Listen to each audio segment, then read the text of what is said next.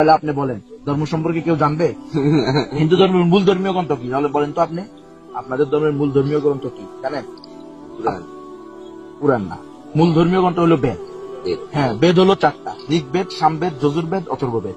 ঋগ্বেদের 10 নম্বর মন্ডলের 114 নম্বর সূক্তের 1 নং মন্ত্র হলো একং ব্রহ্ম দ্বিতীয়ং নাস্তে না নাস্তে কিঞ্চন।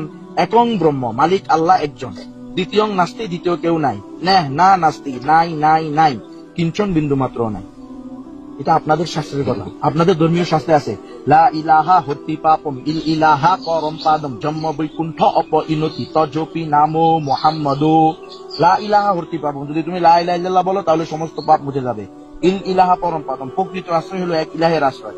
জন্ম বৈকুণ্ঠ অপরিণতি, যদি তুমি চাও যে মৃত্যুর পরে বৈকুণ্ঠ নামক স্বর্গে যাবে, যেটাকে আমরা জান্নাতুল ফেরদাউস বলি, তজপি নামো মুহাম্মাদ, তাহলে মুহাম্মদ সাল্লাল্লাহু আলাইহি ওয়াসাল্লামের অনুসরণ।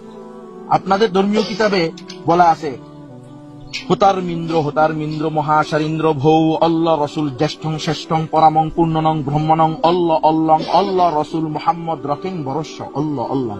সকল ইন্দ্রের মহাইন্দ্র হলেন আল্লাহ, আর মুহাম্মদ রাসূলুল্লাহ সাল্লাল্লাহু আলাইহি ওয়াসাল্লাম হলেন পরম বরণীয় এবং অনুসরণীয়।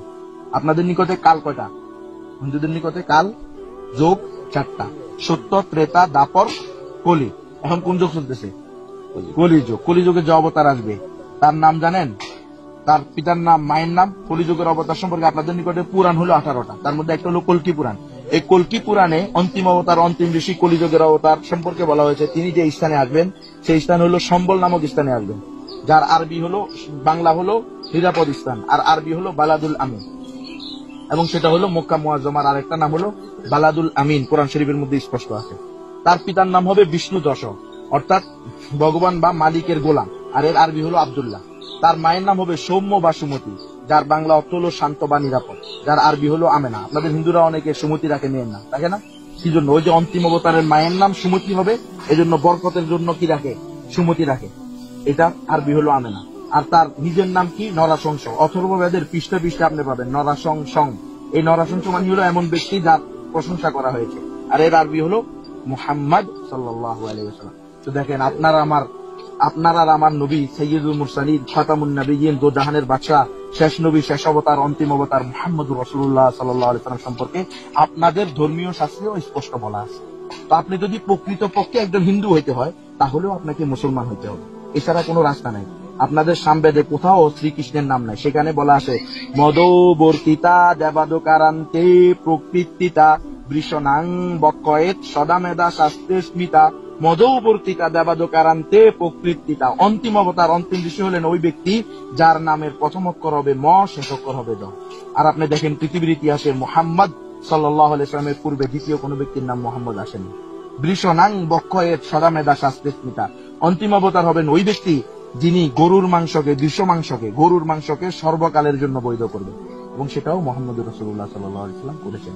মেহেরবানি করে একটু চিন্তা করেন রতন ভাই, কারণ দেখেন আজকে আপনার সাথে দেখা হয়েছে, আপনাদেরকে দুজনকে দেখেই আমি দূর থেকে মনে করলাম আরে এই ভাইদের সাথে একটু কথা বলা দরকার। ওনারা চলে যাইতেছে, আমি আপনাদেরকে ডাক দিলাম না, যায় না, একটু দাঁড়ান।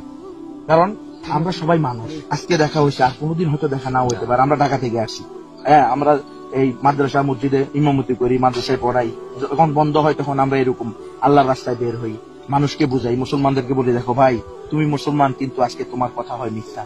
তুমি মুসলমান কিন্তু তুমি ফজরের নামাজ পড়ো না। তুমি আর আমি মুসলমান, কিন্তু আমি আর তুমি আজকে মিথ্যা কথা বলি, সুদ খাই, ঘুষ খাই, হ্যাঁ, বিভিন্ন ধরনের হারাম কাজে আমরা লিপ্ত। চলো ভাই আমরা মিথ্যা কথা ছেড়ে দিই, ঘুষ খাওয়া ছেড়ে দিই, মিথ্যা কথা ছেড়ে দিই, বিপর্দাপনা বেহায়াপনা ছেড়ে দিই। এগুলো হলো আমরা মুসলমানদেরকে বলি।